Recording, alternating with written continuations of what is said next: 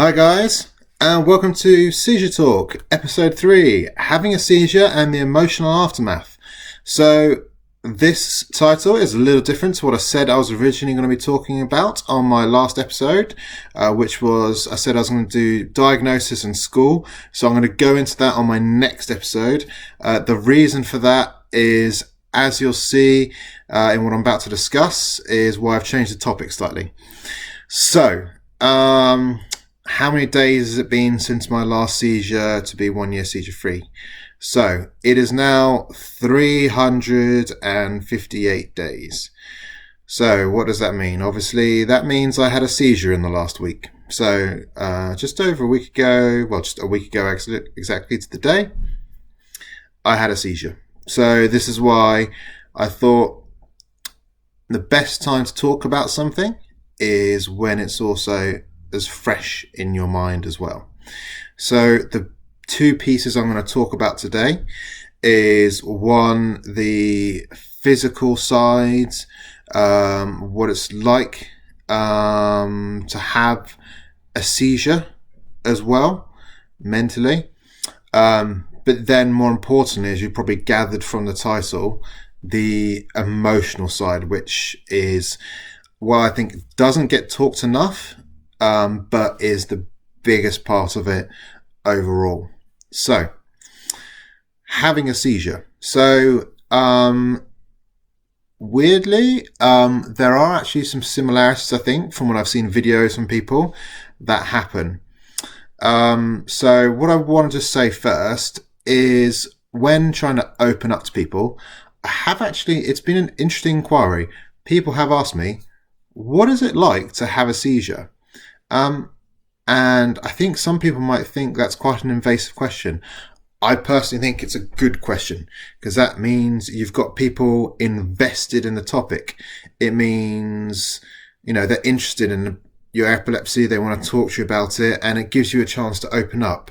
So I think let's try and think of it as a good thing. I think, it helps widen and broaden the discussion about what's going on in epilepsy. So for me, when people ask that, it's a good thing. So I try and, again, like I said, try and be as transparent as possible. So what's it like for me when I have a seizure? Well, for me personally, I have what are generally called tonic-clonic seizures. So what this means is I generically more or less lose consciousness and I would fall to the ground. Now, before that happens, I get what is sometimes known as an aura. So it's like a pre-warning. Usually some people might get like a heightened sense of smell, certain taste in their mouth. My usual feeling, it's always very early in the morning. Like as soon as I wake up, it's within about 10-15 minutes or 10 to 20 minutes.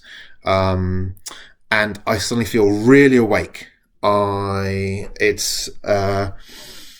don't know how to, easiest way to describe it is if suddenly, I don't know, I've drunken 30 cups of coffee or something, I suddenly feel really awake. There's something deep inside me. And then, I can tell, and I'll tell my missus. And then what I'll do is, the good thing is usually if I have that moment, it's usually for me, luckily enough time for me to be able to get into a bed or a sofa if I'm in that area and lie down, get into a position where nothing dangerous can happen, which is the good thing. And then my missus will watch me, make sure I'm staying comfortable, make sure I'm not jerking and hopefully falling out of bed. I'm good. What's it like mentally within that process? Well, I can tell you, it never gets comfortable. It's never going to change. It's always going to be crap. It's horrible to have a seizure. But as I say, if you're more relaxed and you know it's coming, you do feel easier coming out of it. What does your body feel like afterwards? Sometimes I can say it feels like you've just run a marathon. And I have actually run a marathon once. So I did it for charity. So I've got a little bit of comparison I could say there. personally, I usually get a very bad headache. The best way to describe that, I don't know if anyone's seen that show Futurama, where the brain is us sitting in a sort of a big, one of those bowls, but it always feels like my brain's just sort of swirling around all day. If I suddenly have to bend down to get something, it feels terrible. I have a really bad headache all day. That's why usually what they say, if anyone has had a seizure, is rest for at least the next 24 hours. Just try and relax.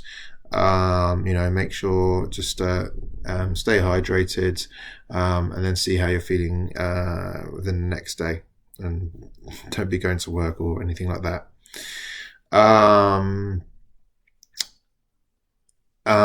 Also, one of the other things I would say that I always feel, and I think my missus would probably vouch for this, is when I have a seizure and when I come out of it, I get very emotional. I get very upset quite often.